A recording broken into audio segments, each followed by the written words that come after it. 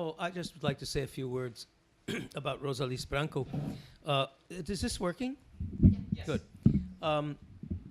She actually, by now, this book came out a year ago. By now, her 13th book is coming out in a couple of weeks. And it's from the best publisher in Portugal. So this is a real step forward in the, not just in the poetic sense, but in the practical sense. Cílio Alvim asked her for the book, and that will do her a lot of good in Portugal. Internationally, she was doing fine. She was the only representative for the country of Portugal at the Parnassus International Poetry Festival in London, which was simultaneous with the Olympics in London. Was that 2012? Yes. Yeah, in 2012. I happened to be in Europe at the time, and so I just called them up and said, hey, you've invited Rosa Alice Branco to represent Portugal. I happen to be her translator. I'll pay my own airfare. I was in Spain having a vacation. Will you, and they put us on the program. We did 3 things together on the program, and she was the only representative of Portugal. So that's 2012. She has also represented Portugal in various festivals in places as diverse as Tunisia, Corsica, Trois-Rivières, Quebec, Venezuela, I think Mexico. Mexico, and she has 2 books published in Brazil, as well as various books published in a plethora of European languages. I think she's been published in Arabic, Corsican, and what about in the Baltic? Italian and Spanish and French, of course. French, Venezuela, because this is in Spanish, and some. And we've been working together almost every summer for, let's say, 3 weeks every summer for the last 20 years. And this is the only book that's come out, but in fact, her poetry has appeared in over 40 magazines in the United States. So, so her poetry has gotten around. And it isn't easy either. It's difficult poetry. What holds us together, I can say, just to sum it all up, and then I'll give her the microphone. I think what really holds us together, she and I, is the music of poetry. We both believe that poetry fundamentally lives and dies with its music. And so when we work together, we listen. We listen to the Portuguese, we listen to the English. And that's the heart of the collaborative effort between us. Well, thank you, Alexis. I will read the epigraph of this book that is in French. L'homme est la maladie mortelle de l'animal. Alexandre Kojève. The epigraph for the book is, man is the mortal disease of animals. There are about 5 other ways to translate it, but that's the gist of it. Okay. This book is basically about suffering. Tasks of the world. How devout the cows, snuffling the ground with their white spots, while the black ones raise toward the sky a bovine gaze above the house whose pasture long ago withered in the hearts of men. Only the switch still fits their hand. Tasks of the world, to count the minutes pound by pound. Makers of meat, keepers of account books. At the sacrificial altar, what will you tell the Lord he doesn't know or hasn't been? At night's end they drink sacred wine in a somber suit, faces hidden by the moon. Out there the cows exchange their moos, mantras of love beneath the stars. Lord, how much compassion will it take for you to be Godfather at the Sunday barbecue?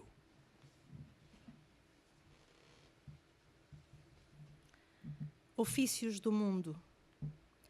Pias são as vacas, aspirando o chão com as manchas brancas, enquanto as negras erguem para o céu um olhar bovino por cima da casa onde o pasto secou há muito no coração dos homens.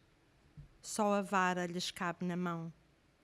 Ofícios do mundo, contar os minutos, quilo a quilo.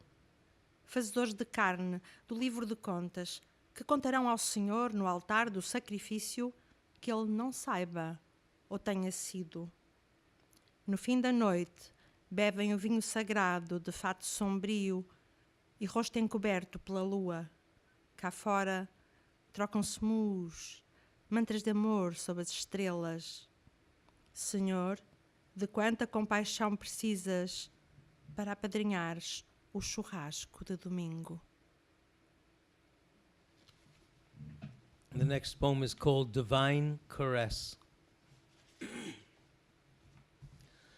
Lamb of God, never wish for slaves. The moon, like a white host, lights up my body, sliding over yours. For God is love, and we the faithful. And since he made us with a touch, I touch you too with this caress as you cover me with happiness throughout the night. Blessed be he who loves like that. Free us, Lord, of all the lambs and sheep, and give us this, our daily one another.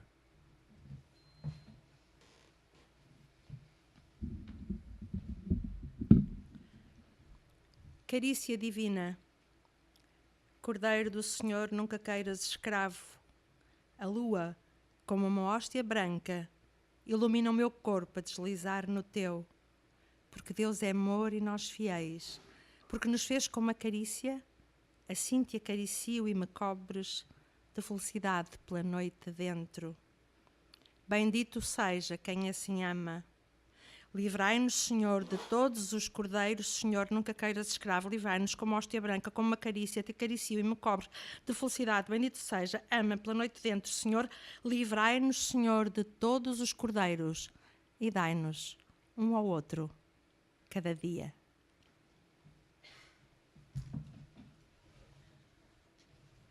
The next poem is The Dog That Had Me. I had a dog, or rather he had me, and left me free, guided without knowing it. He took on my injuries, whatever sorrows I might have had, and suffered them as I had never suffered.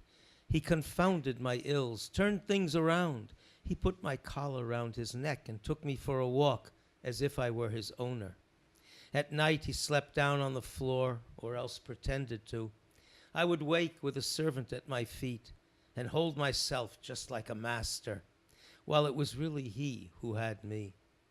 Peerless he was in silence and in the use of arms with which he would defend me from others and from myself as well. The swift line of glistening fur, the quivering of the tongue, the muzzle flexed for listening. It was a dog who had me, and on a summer afternoon, I threw him a delicious bone, then dropped him at the pound. Here, I think not, but in Portugal, many people do this, you know, in holidays. Really? At the end of the holiday season.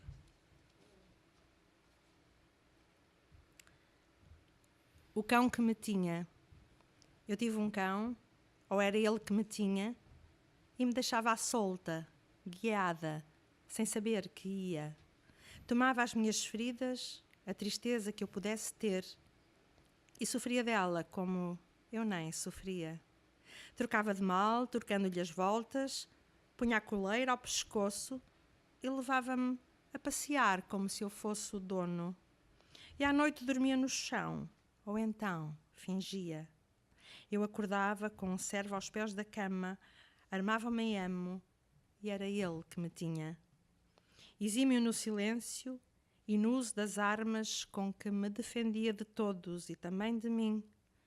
A linha veloz do pelo luzidio, o frémito da língua, o focinho em arco para a escuta. Era um cão que me tinha e uma tarde de verão atirei-lhe um osso gostoso antes de o deixar no canil.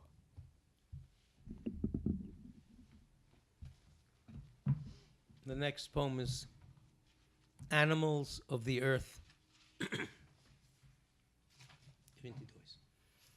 The snail advances with tenacity, so time may raise its kingdom with the slime that spreads across the ground. And if a tree is born, it's through its rosin that death infiltrates the guilelessness of animals, its shadow. They cannot know that the snail's antennae foresee each shipwreck before the fog overflies the islands. And they die through their eyes, bodies still writhing on the branches. Animals see within. They live to the last clot of blood, and then the sap of the tree lavishes itself upon the mantle of the earth, animating the tiny particles they have become. Souls descend. That is why the world never ends.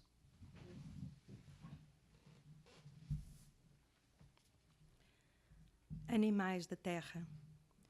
O caracol avança tenazmente para que o tempo erga o seu império com o visco que alastra pelo solo. E se nasce uma árvore, é pela resina que a morte se infiltra na candura dos animais, na sua sombra. Eles ignoram que as antenas do caracol prevêem cada naufrágio antes do nevoeiro sobrevoar as ilhas e morrem com os olhos, o corpo ainda a contorcer-se nos ramos.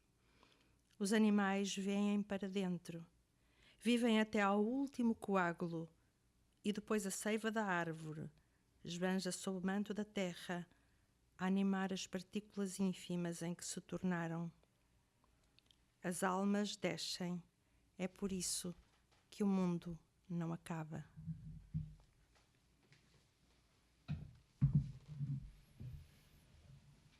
Exchange of blood.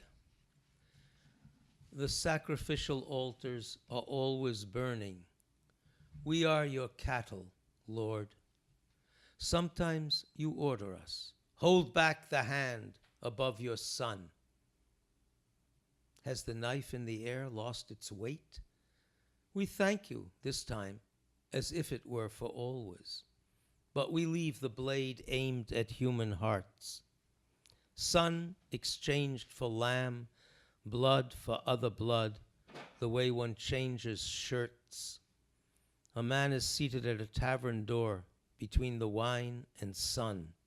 His rotten teeth are filled with cavities. His breath passes through his gums. They too are bathed in blood and wine.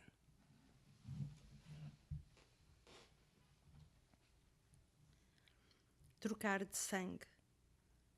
Os altares do sacrifício estão sempre acesos. Somos o teu gado, Senhor.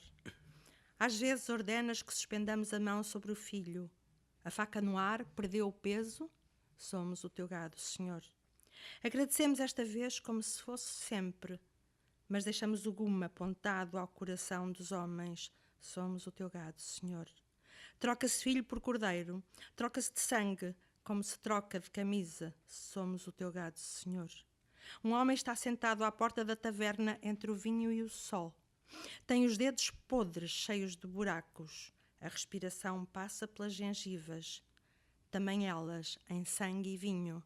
Somos o teu gado, Senhor.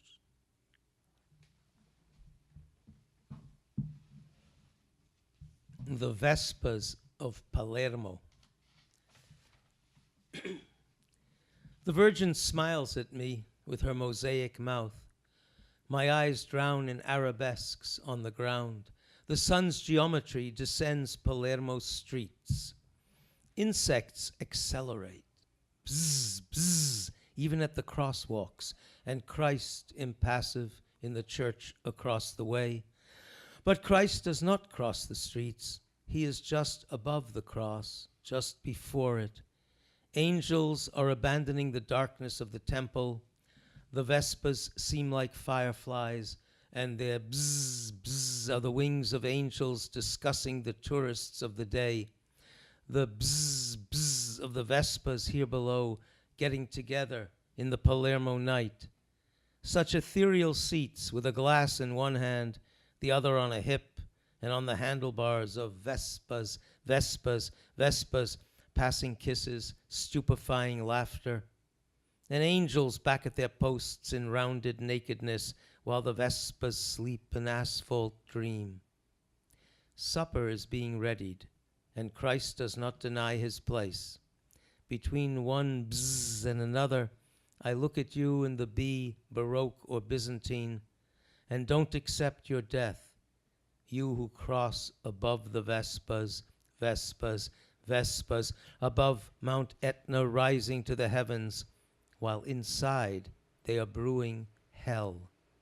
Your supper, scraps you've left for us in the microwave.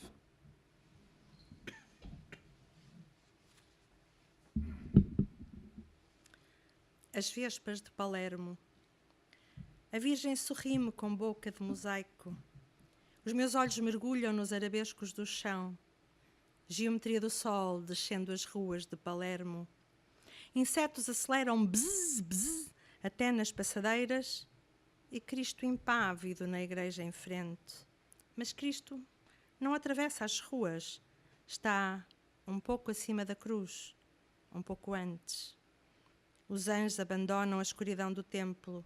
As vespas parecem pirilampos e bzz, bzz, são as asas dos anjos conversando sobre os turistas do dia. O bzz, bzz das vespas cá embaixo é de encontros na noite de Palermo. Assentos tão etéreos, com um copo na mão, a outra na cintura, e nos punhos das vespas, vespas, vespas, atordoando o riso um beijo passageiro.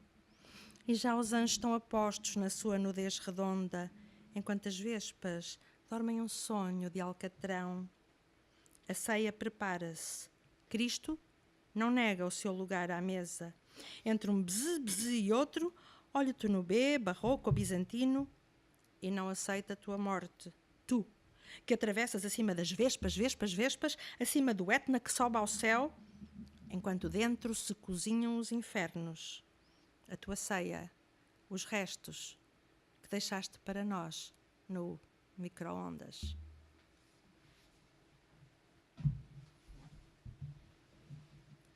Only the cats. The cats ate nothing today. They gathered slowly on the roof. Not even the rain made them open their tongues, nor did the water drain their voice. The cats did not meow. That gliding stride that belongs to cats alone led them away from the words engraved in marble or recumbent granite, from flowered plastic, from the flowers that absence perpetuates. Today the graves are silent, and the cats with their claws flattened against the tiles, with that gaze that only cats can gaze, still don't know if they have lost their faith in life or even more in death. They feel an unnamed knot in the throat, like all of us. From the rooftops, they say no to the heavens. They want to make it clear, close up.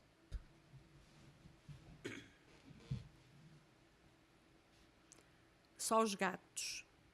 Hoje, os gatos não comeram. Foram-se juntando aos poucos no telhado e nem a chuva os fez abrir a língua, nem a água desaguou a voz, ou os gatos miaram. Aquelas passadas que só os gatos sabem, afastaram das palavras incisas em mármore ou no granito deitado, do plástico florido, das flores que a ausência perpetua. Hoje, as campas estão silenciosas e os gatos com as garras espalmadas contra as telhas, com o olhar que só os gatos olham, não sabem ainda se perderam a fé na vida ou mais na morte. Sentem um nó iluminado na garganta como todos nós. No cimo do telhado, dizem não ao céu. Querem afirmá-lo de perto.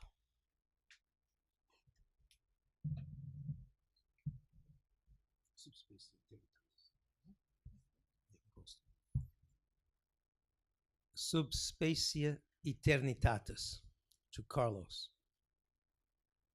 In the morning, the sheet was on the floor. This the requisite for solar poetry. My hair spread against your shoulder, and my fingers on the keyboard. Earth, light, bright morning entering the room. That's how I show the world coming into the house. your mouth determining the clarity of the earth in the rapid movements of my fingers. I do not find the word death in the poem, and nonetheless am obligated to it. For God ordains that we must rule both fish and fowl, and all the animals that move upon this very earth, where the bed becomes the center. Lord, I wish I could multiply in some other way, and fill the earth without trampling down a bird or scaling a fish. You ordain, I love sardines upon my plate. There I know they have a soul and iron and plenty else. But who are we, all of us, and one by one? No answer comes. We repeat the same questions, and we call that life. A morning mist, absolutely solar in your bed. The birds and other animals no longer write poems on linen sheets. They merely multiply and multiply in that battery of cages.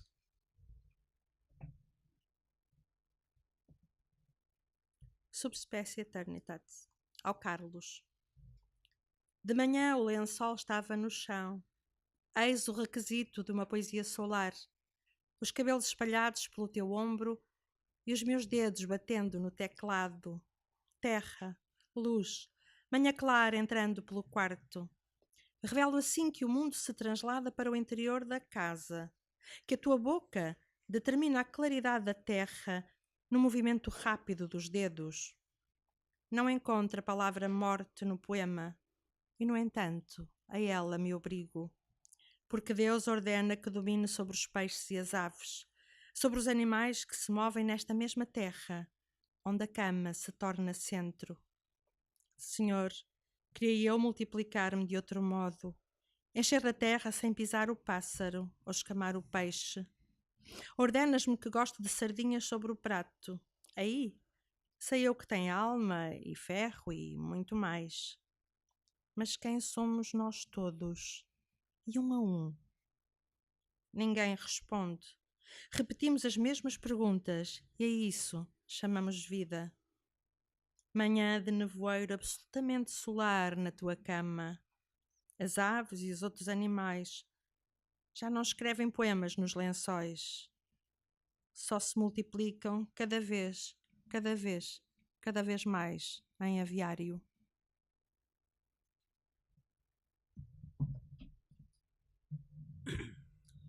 Decomposition of the soul. Eternity begins with personal decomposition. When I was little, the chickens that went by without a head seemed to be heading somewhere. They were rushing on, unaware that dead chickens are outside of time, since eternity decomposes the soul alone. They are sacrificed by the throat, and the splattered blood is salvaged in a bowl. It isn't served up in a chalice, since chickens are not crucified. But thanks to you, each day they resurrect in their battery of cages. And just like you, Lord, they occupy no space.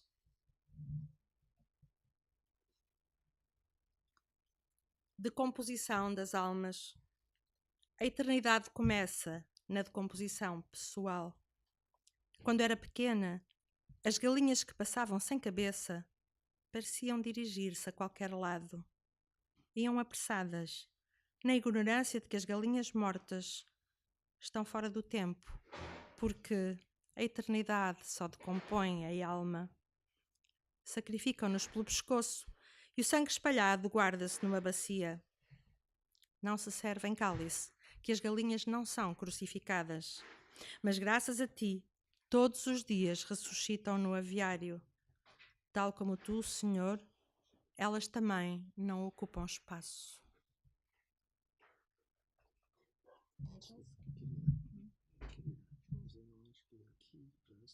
Não? Ok, até Johnny então. The Death of Angels, for Johnny. It was the larvae, she tells herself. They filled the car, and you drove among their wings, your eyes filled with butterflies.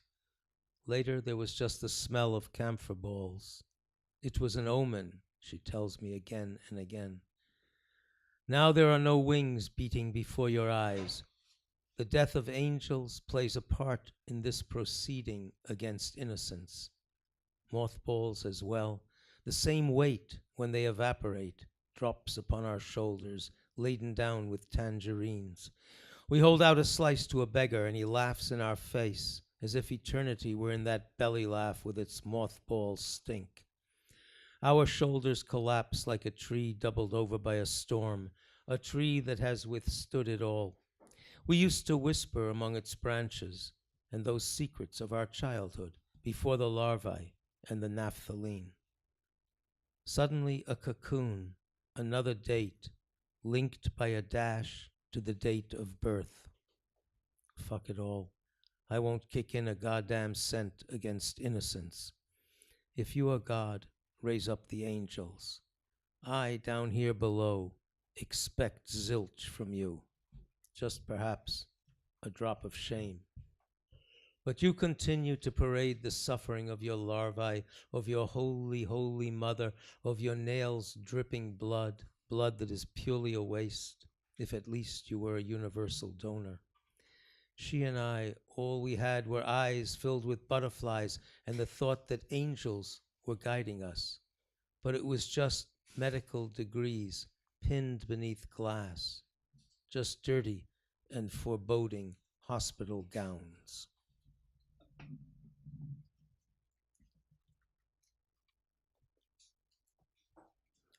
A morte dos anjos para o Johnny. Foram as larvas, pensa ela.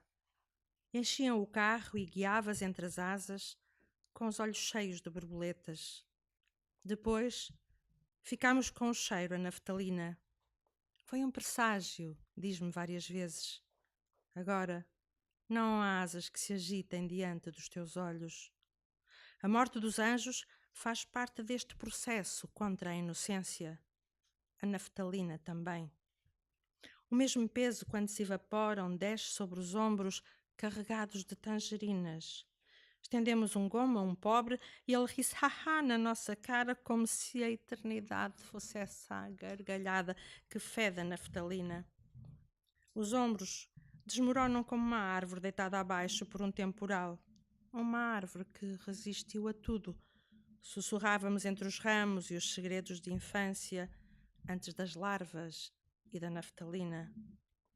Subitamente um casulo, uma outra data aposta ao nascimento por um traço de união. Que se dane. Não dou um cêntimo contra a inocência. Se és Deus, ressuscita os anjos. Eu, cá embaixo, não espero peva, a não ser um pouco de pudor da tua parte. Mas continuas a exibir o sofrimento das larvas, da tua mãe santíssima, dos teus pregos a escorrerem sangue. Um sangue que é puro desperdício. Se ao menos fosses da dor universal. Eu e ela só tínhamos borboletas nos olhos e pensávamos que os anjos nos guiavam. Mas eram só diplomas de médicos espetados contra os vidros. Mas eram só batas sujas de presságios.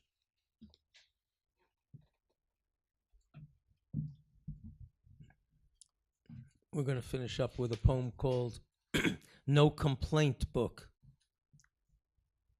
In the beginning was the Word, but now no one answers. The husband, the lover, the family and friends, all gathered round the graves. They begin with prayer or a lay equivalent, and quickly pass to supplications and to bribes. Cemeteries are bureaucratic offices. That's why there are no answers. There are nights of little sleep for the wrong reasons. This night the bed shook 3 times. Your whispers in my mouth, your moist skin. Am I your epitaph? The family and the others continue to come to the counters without their paperwork complete. The dead no longer belong to answers. Any adjective decays just like the flowers. Any sentence breaks apart without a subject. I am a mere tattoo there on your grave. In the beginning was the end.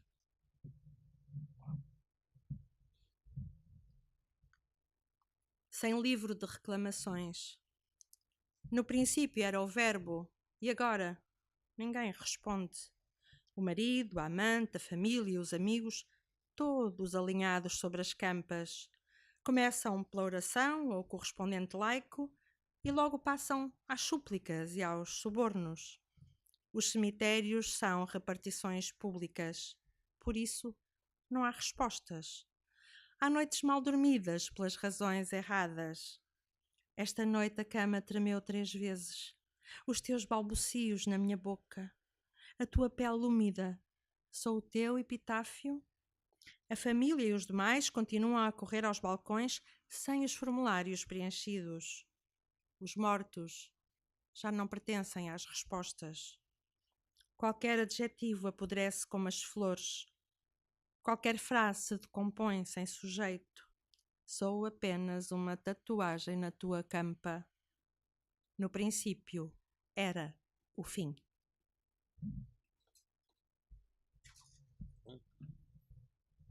So,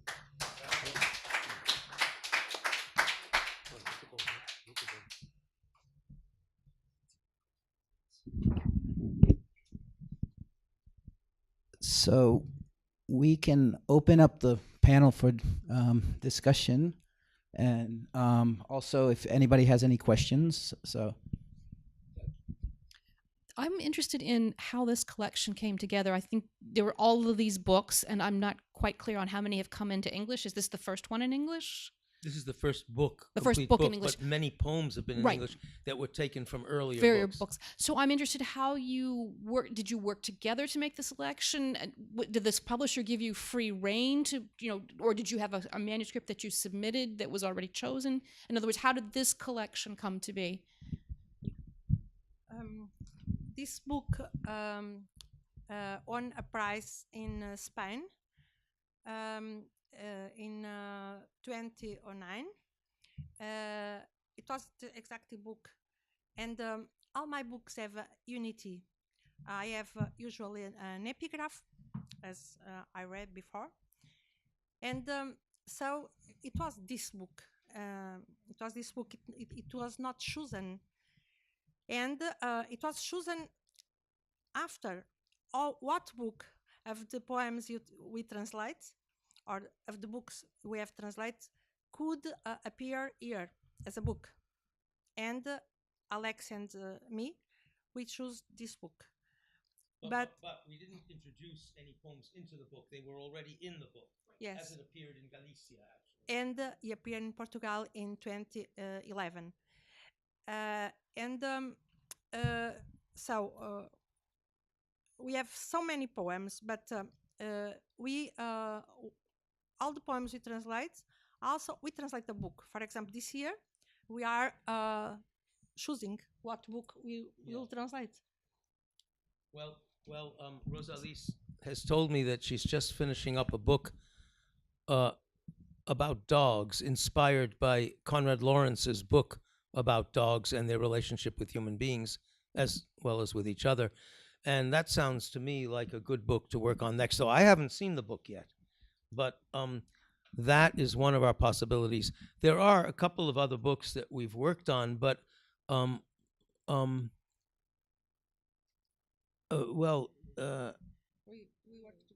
we work together, but we've accumulated a lot of poems.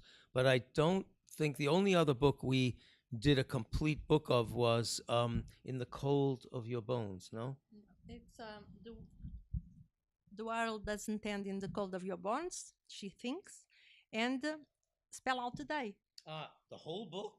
No, the book that is called Spell Out the Day, because this is also my poetic work. Yeah. Yes, Spell Out the Day is an individual book, but it also was the title for an anthology of what she had published up till that time. And I didn't do all of those poems, but we have a lot accumulated. And since this book won that prize, the Espiral Maior, for the best book in 2009, the best book of poetry in the in Portugal, Brazil, I think Angola, Mozambique, and Galicia, and it was sort of a Spanish-Portuguese award. So that seemed to me a good omen. I think that may be why we actually finished up the book, which was a prize-winning book. But I like the idea of this next book about dogs. You can see that animals play an important part in her poems. Excuse me, but if you say like this, all my books are very different and subjects are very different. I had before some poems about with animals, but this is the only the book where the animals are, there are some poems where animals speak, as a chicken that speaks, that is going to be deaf. It's going to Yes, but I don't know how to say it in English. He's but going to be killed. He's going to be killed. But I have, for example, the book that will come out in Portugal now. There are poems of love and design about, for example, the many objects, many things. I teach the theory of perception in arts and design. And there are some objects that have touched me so much. For example, the clip. Do you know the clip? Paperclip.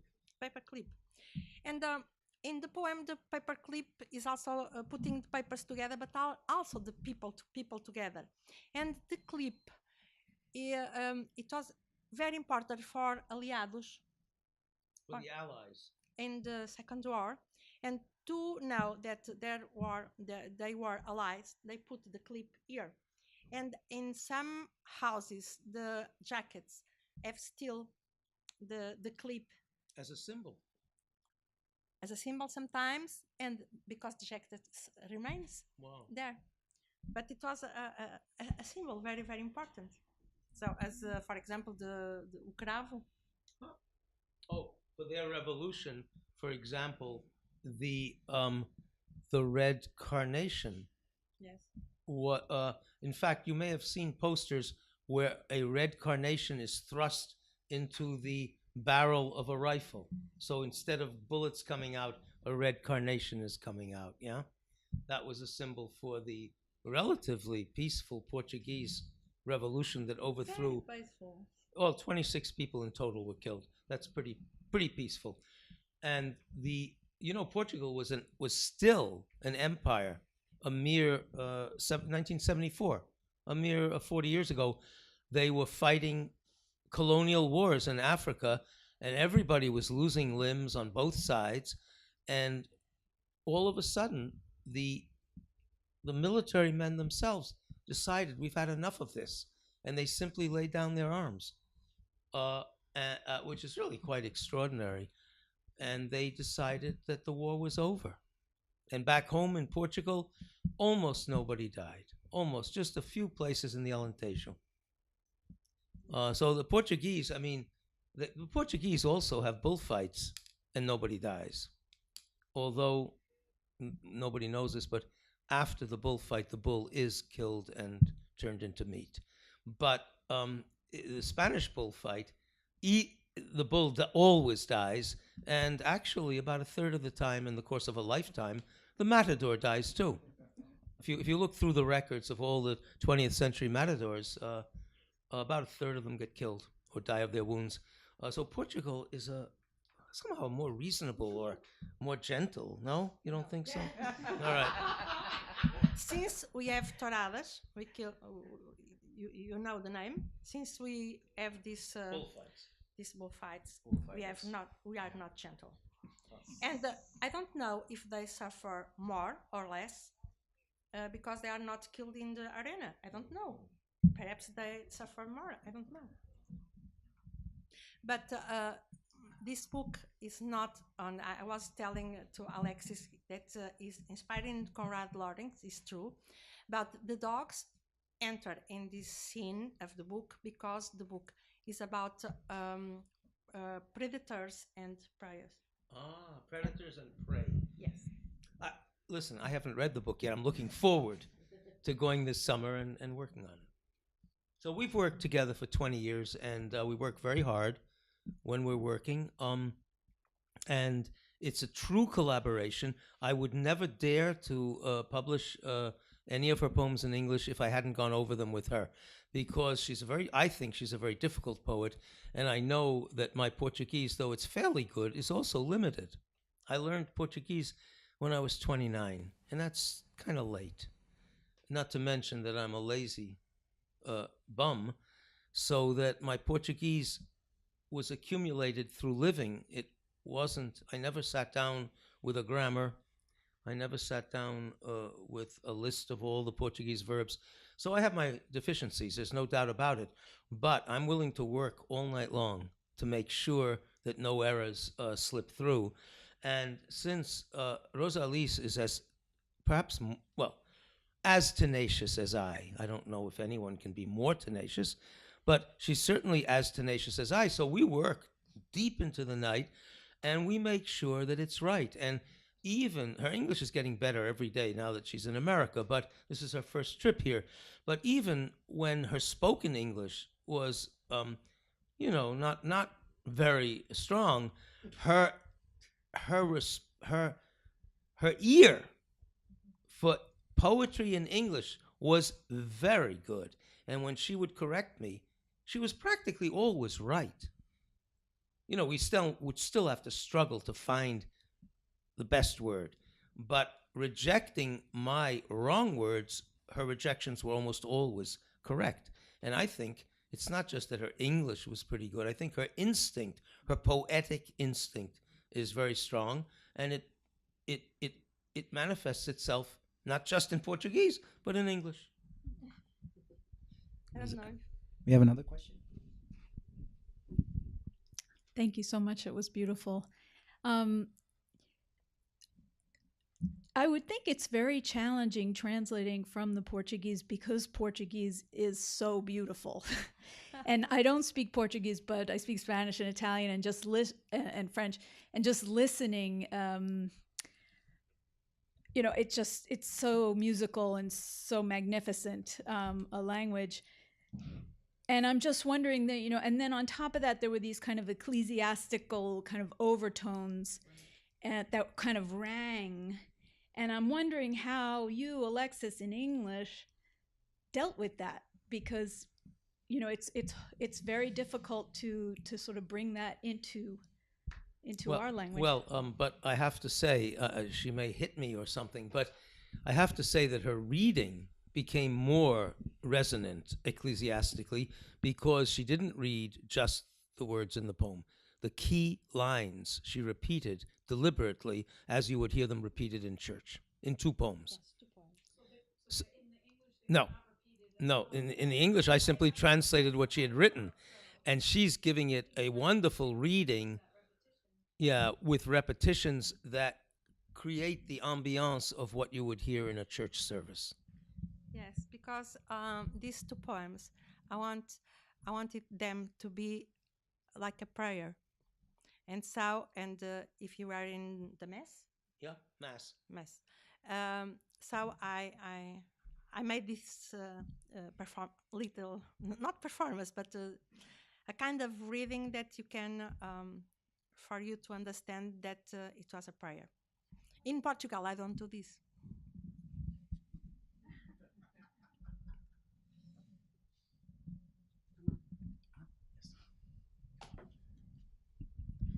I was going to say that to me, the themes seem to be of what's holy and what's not holy, and human beings and angels and cattle.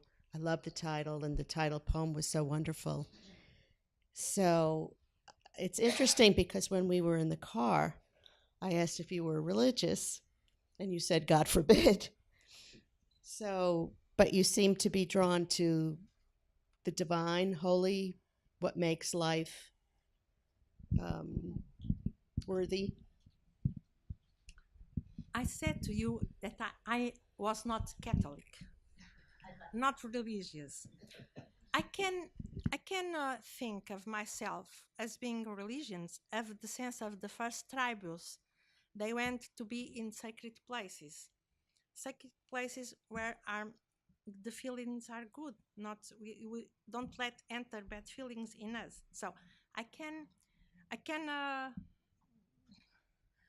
assume that I can be religious only in that sense, but I'm not Catholic, of course.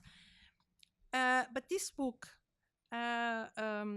is, I think that suffering is so inutile.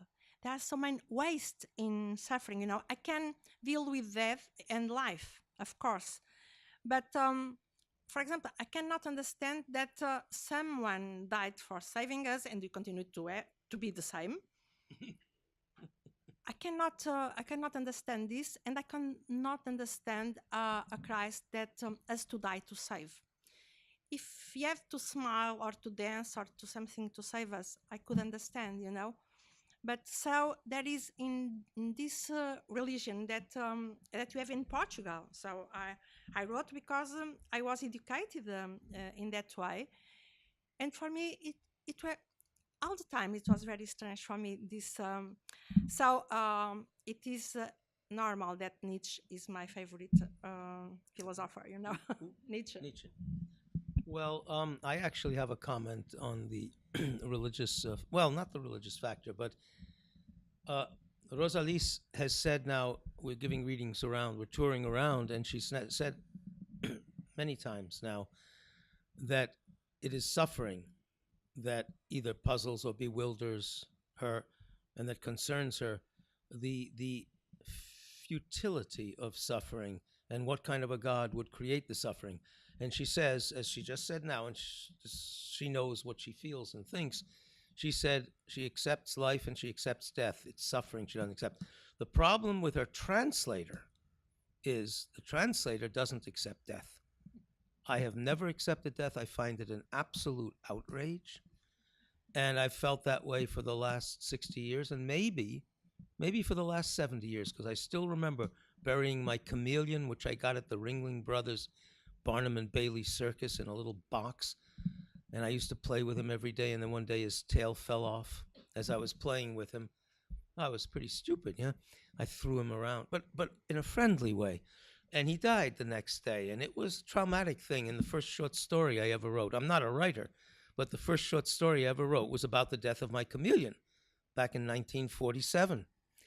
So that's about me being not the perfect translator because I don't accept death and she does.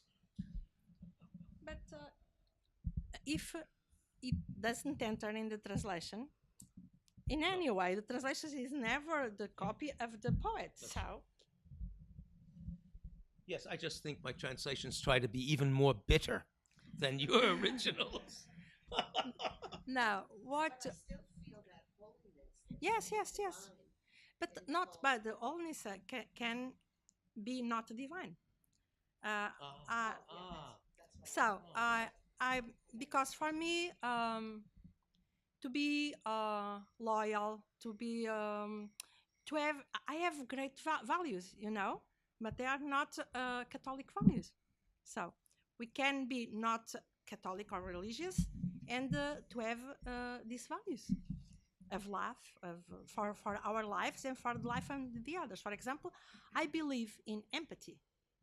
I believe to put ourselves in the shoes of the others. And this book is that.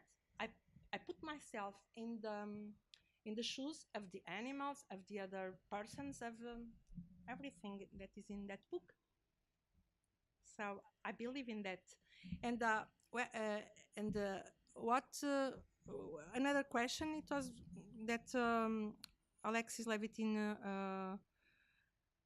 talk a little about. It's we believe that the sense does not exist for himself in poetry if it's not in tune with the sound. Unless it's in tune with the sound. In the sound. So as a diapason, you know, they are in tune as a diapason. I think, how do we pronounce diapason in English? Anyone know?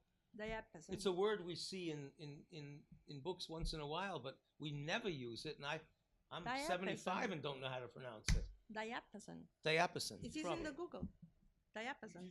I did. Okay, thanks. Sounded good to me.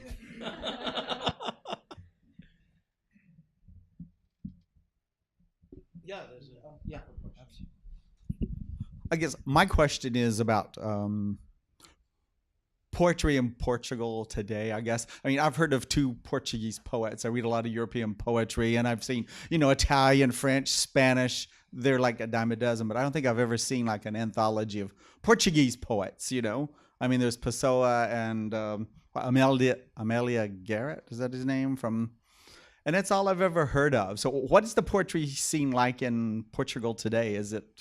They keep saying it's going to come back here, but I don't believe it. We have all the times a very strong poetry.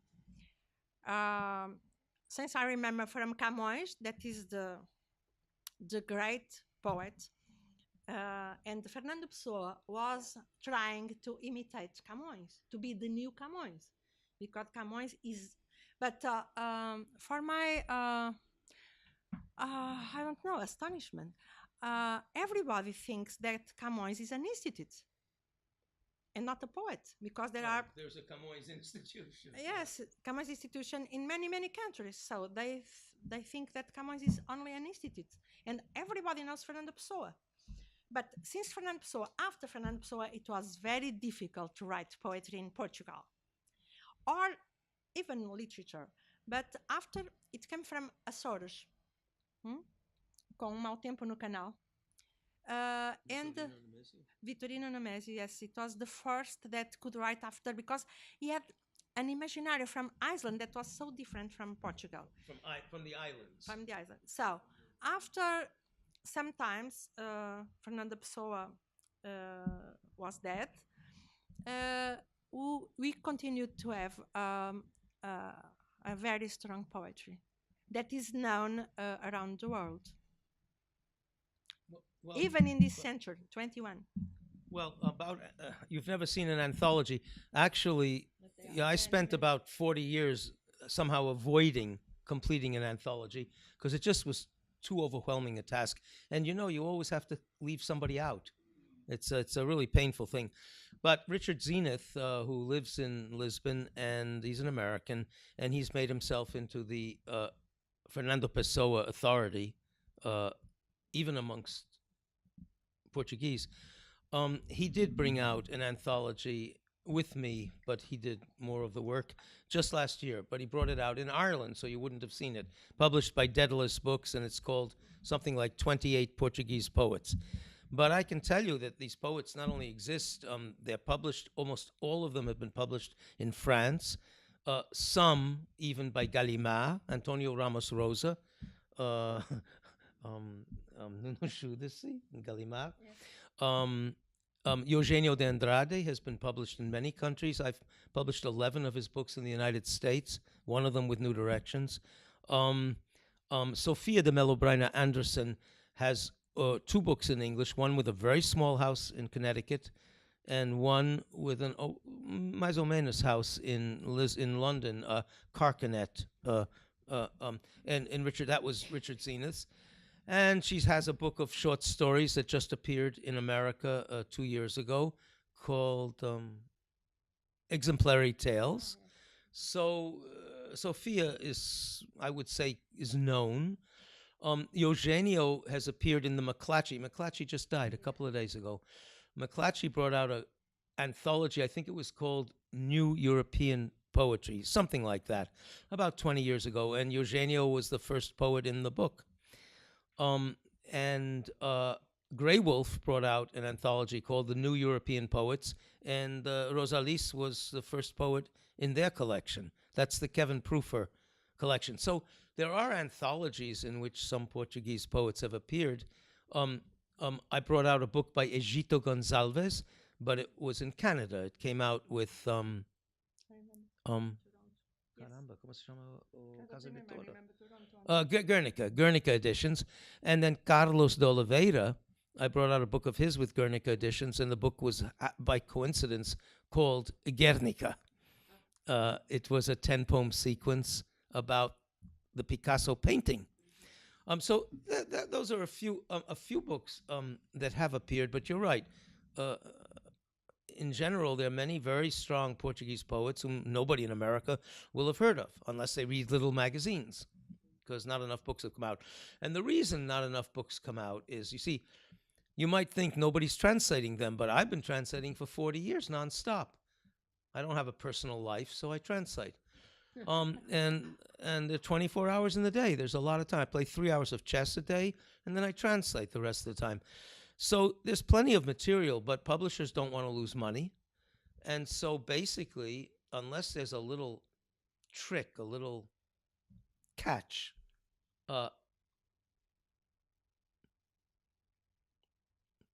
let's say you spent the last 17 years sleeping with your father, okay? That might sell, okay? But short of that, a publisher is not going to stick their neck out and publish Portuguese poets who are unknown just because they're good. I mean, Barbara Epler basically said, no, I sent her the greatest living Portuguese poet, and he really is great. His name is Alberto Helder, and her only response was, it won't sell. Okay? That's New Directions. So after that, I gave up on New Direction. No, I gave up. That was unbelievable. It won't sell. She could say that about any poetry. Not Alberto Helder. Exactly. I mean, well, maybe someone like Billy Collins, but even Okay, no, but Billy Collins does sell. Yeah, you're right, but that's just one. he Yeah. doesn't sell that many. Yeah. So, he has a day job. But America, we don't. If you think about mass publication, you're absolutely right. Nothing has happened and nothing will happen. But if you think about the alternative presses, the smaller presses, and some of them, BOA is a very good press. Grey Wolf is a very good press. Milkweed is a very good press. And the one out near Seattle, in Port Townsend, Copper Canyon is a major small press. So if you're willing to browse in good bookstores in the poetry section, you will find really good poets from small countries published by those kind of presses. I haven't named all of them, but there are about somewhere between 10 and 15 really worthy small presses. Saraband, well, name some other. Oh, you're going to tell us your press, yeah. Right, the word works. Yeah. Right.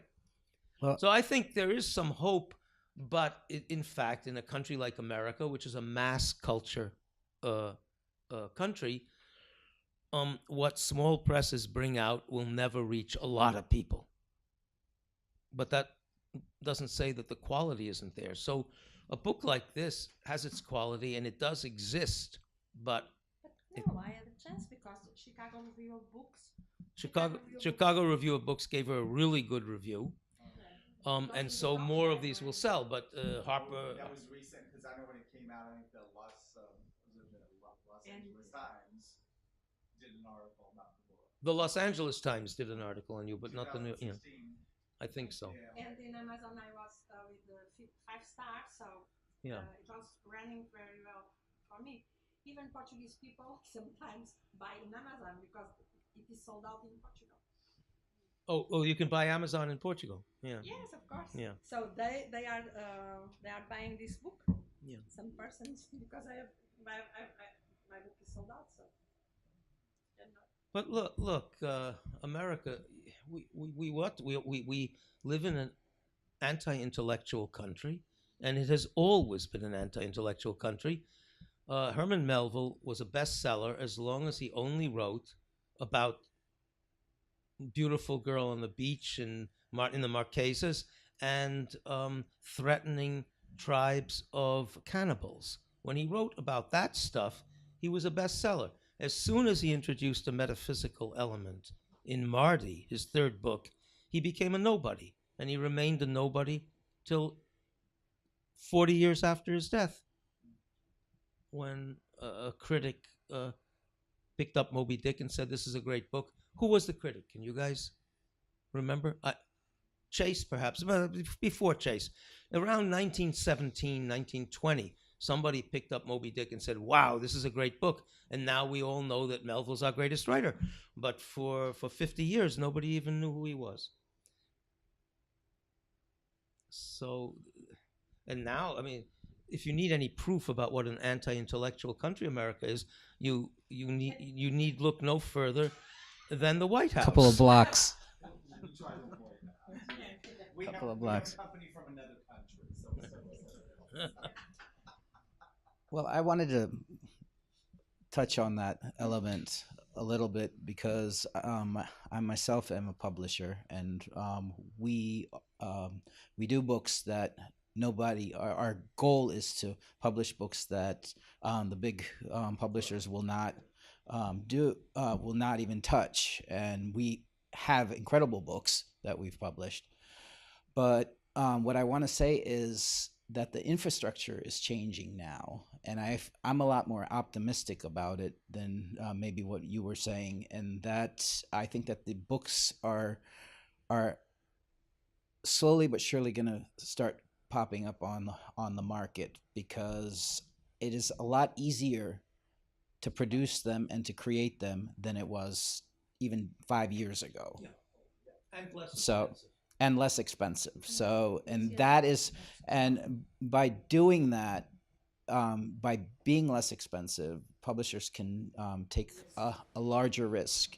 And the idea of print on demand, where they don't have to produce 1,000 copies, but just create the template, brings those books out there. And I think that's the key. I think that's the key element, that no one was taking the risks on these wonderful writers, and especially in Portuguese, in the Portugal has wonderful poets. The Czech Republic has wonderful writers. Macedonia has wonderful writers that nobody has touched, or anybody has never been seen in the English-speaking world, but because of this new technology, we can actually bring it out. And I think that America, well, first of all, America is one of the most, has the highest sale on books, period, out of all countries. The question, yes, it does. And the problem, yeah, proportionally, per capita. But I read an article that the amount of books that sell in America compared to others, the only thing about that is, you have books in translation is significantly lower than books that are in English. For instance, in Slovakia and the Czech Republic, the proportion of books translated from foreign languages into their home languages is 37%, whereas here it's 3%. So, and I think that with the introduction of these new publishing houses that are coming out, that are using different methods to get that work out, I think it will increase eventually. I have a question. Excuse Yeah. me. For you, because Okay. excuse me, do you want? No. Yeah. Because you are telling, and it's true that now we can make the comparison with low cost. For example, now books are low cost in relationship before, but the distribution. How do you deal with distribution? That's the part that we're still figuring out. But the fact of the matter, yeah, and that's absolutely true, and that's the point, that with the new technology has to come a new form of distribution as well.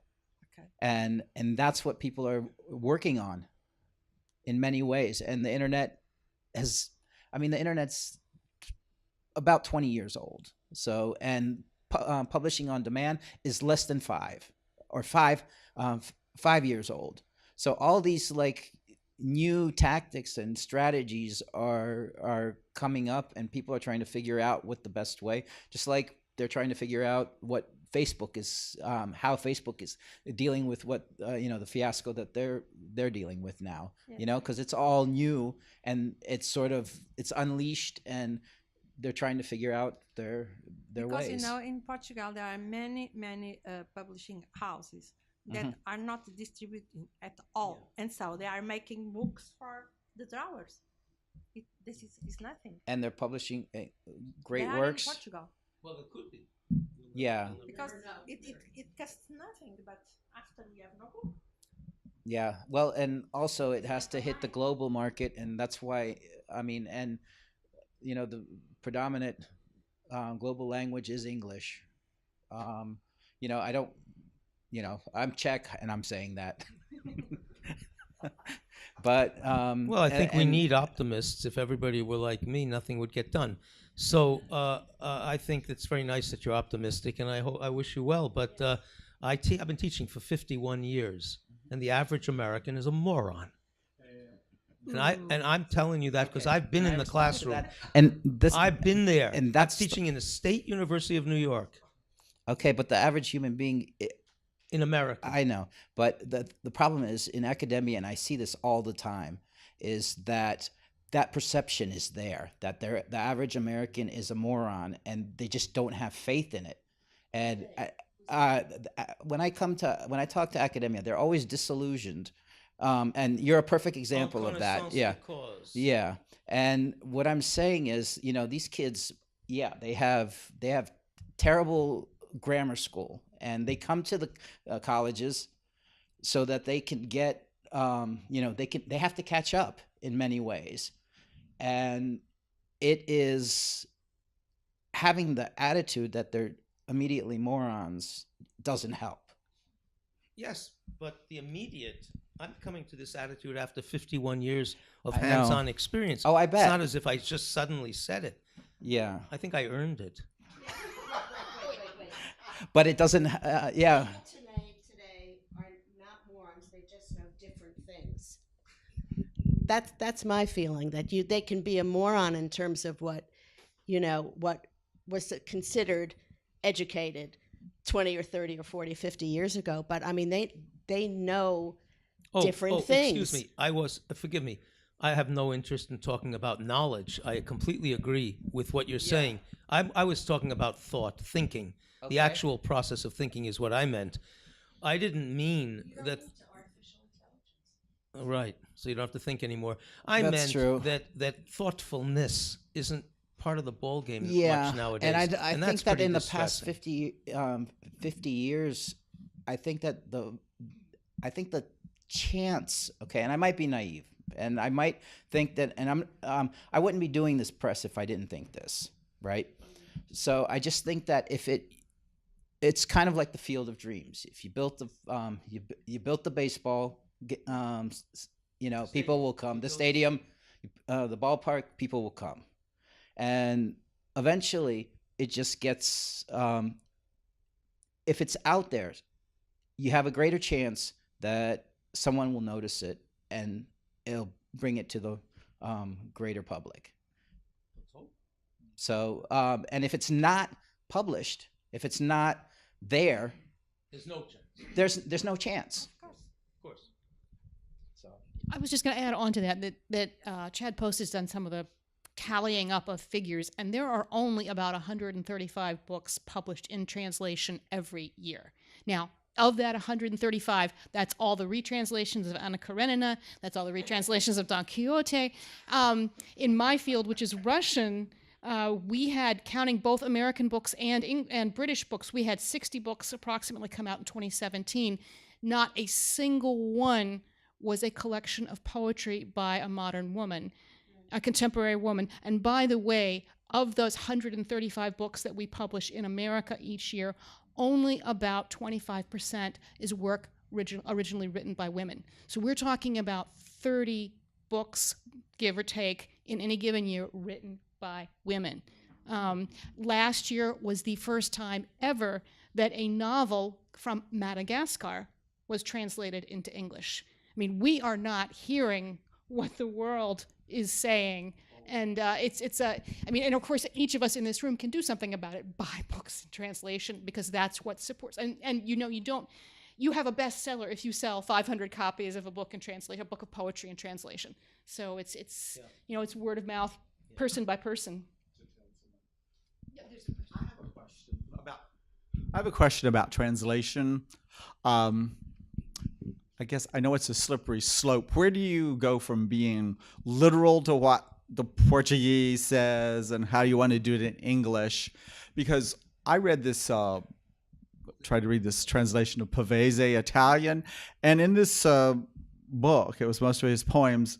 I mean, the translator did not do any preposition.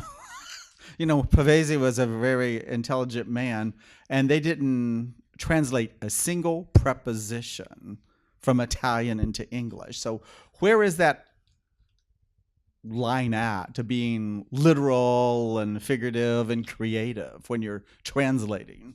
I find that hard to believe, because the English language, no language functions without prepositions. In fact, one could argue they're the most important words of all. I'll give you an example. Emily Dickinson talking about the snake. Whenever I see a snake, I feel zero at the bone. The whole power of that final image is in the word at. So, that's right. Zero at the bone. So prepositions are so important, I find it hard to believe that one could translate anyone, Poesia or anyone, without them. But your question still remains a good question. How literal?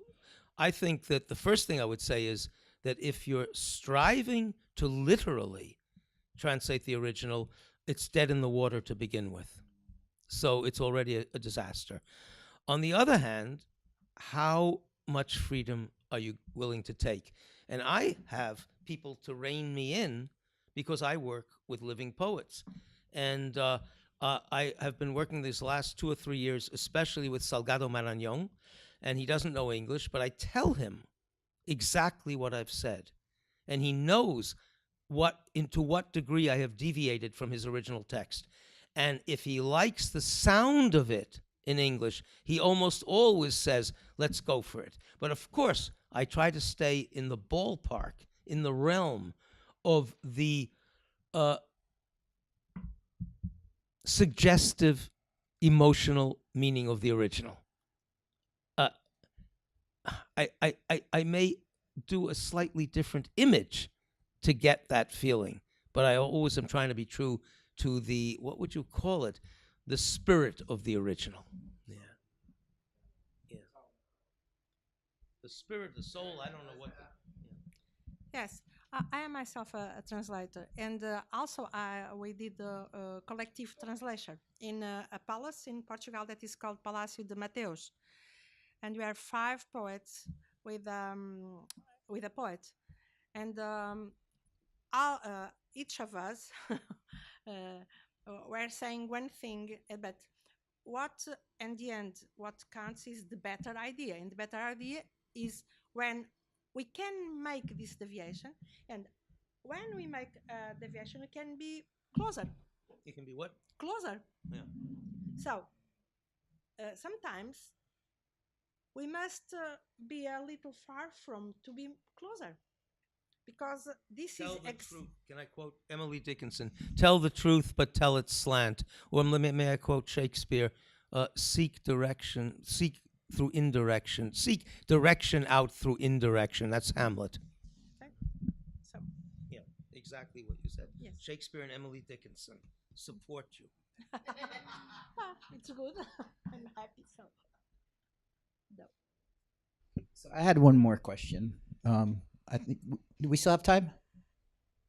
Do we? Yeah. So you've been translating for 20 years, 40 years. 45. So what is the reoccurring sort of obstacle that you come across when you're translating? Like, for instance, when I translate Slavic languages, most of the Slavic languages are very ambiguous, because there's always been a superpower coming over one or the other, from one side or the other, and so the language is very often has a double meaning. And so translating into English, that a language that's very concrete has a tendency to. I mean, this is something that I come across very often and becomes a problem. What do you experience when you're translating Portuguese? And was there ever a time when you were at 2 lines or 3 lines where you just you felt like it's never gonna get right? No, I will give an answer that comes at an oblique angle, because the political things that are behind what you're saying, that all those countries were under the thumb of the Soviet Union, all the countries you're talking about. And so their literature had to be rebellious, but it couldn't be too overtly rebellious. That's not the issue with me. For me, the issue is that English is a monosyllabic language, and the beauty of English is in its monosyllabic power. Blood, clot, clod. What did I say? Oh, no, I don't mean that at all. I meant Anglo-Saxon, of course. I was talking without listening to myself. I mean Anglo-Saxon. English, English, especially poetic English, the things that matter in poetry are monosyllabic words for the most part. And a language like Portuguese is, of course, polysyllabic all the time. So that's a problem. And I think what you have to do is you have to accept the fact that your line in English is probably going to be tighter. And the power of the line will be achieved in a tighter way than in the original. In other words, you got to realize that you're trying to be faithful or loyal to 2 directions. Okay, never loyal, fine. Never faithful, but always loyal. I wish she had given me this advice when I was younger and could make use of it. At this stage, it's a little late, but I completely agree with her. And I only wanted to say one thing. You're loyal in 2 directions. You understand? You have to be loyal to the original, but you can never forget that your ultimate marriage is to the English language. Yes, and faithful also is so domestical, we cannot. But what I want to say about the Portuguese language, that we have so many possibilities in vowels. It's like the sea. That's a great point, yeah. Yes, it's like the sea. So we have open, we have less open, we have all the types of vowels that you can imagine. So in another language, for example, French, they must deal with consonants because they have now this possibility of vowels, yeah. Yes, and English, we have another kind of obstacles. But what is amazing and stunning and what is so challenge is these obstacles, this difference. And after, for example, I don't know German, but I know that I read Rilke because I was so transformed when I read that it was impossible if I truly haven't read Rilke. So, there are no legality for translation. I wrote many articles about, and one it's called the Bells and Fidel, because it's perhaps the second profession in the world. But there are no legality for it, but it functions. It is there, and you can read. And it's the possibility to achieve and to reach all the poetry in the world.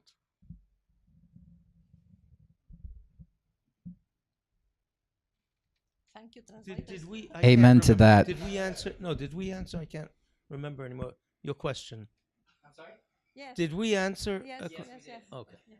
It's all there. I can also send it to you, and you can do some editing. But this thing about vowels is, I'm really glad she mentioned that. In English, every unaccented vowel becomes more or less a schwa, and a schwa is like what it sounds like, nothing. Schwa. What a horrible sound. And that does not happen in Italian, and it doesn't happen in Portuguese, and probably not in Spanish. But in English it does. So I have to admit that I generally make my efforts with consonants, holding the line together with alliteration, with internal consonant repetitions, more than vowels. I quite admit that, because that's what English gives me an abundance of. And I'll give you one tiny example. This is not, I hope she won't be angry. It's by a good friend of hers, but it's not by her. It's an old guy, an old poet asking himself, what more does he want from life? And as he asks this, he imagines himself as being Odysseus. Que manhã queria ainda de areia o de seda sobre a boca antes de entrar em Ítaca? What morning does he wish for still of sand or silk upon the mouth before he enters Ithaca? In English, all you have is sand and silk and still.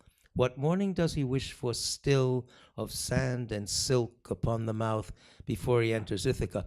Odysseus, after 17 hours on his little raft, was hurled up on a beach because Neptune couldn't kill him, but he could torment him. Hurled up on the beach, and the next morning, the tinkling voice of Nausicaa and her little servant girls awakens him, and his mouth is full of sand, but he's alive.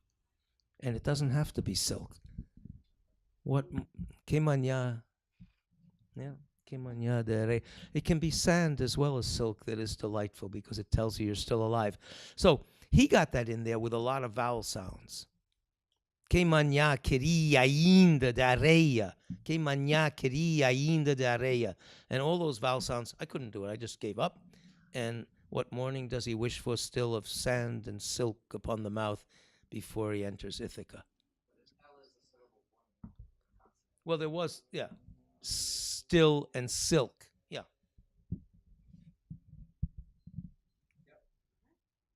Yes. You mean we're ending so early? So are we? Yeah. We do. Yes, this is a bookstore. So I want to thank Rosa Alice and Alexis for coming all the way from Pittsburgh, right? No, we're going to end up. We just came from Bard. From Bard. Okay. Upstate New York. Upstate New York. Well, even farther. So so the next our next is to we'll do some book signing. We'll be happy to sign the books. Yes, absolutely.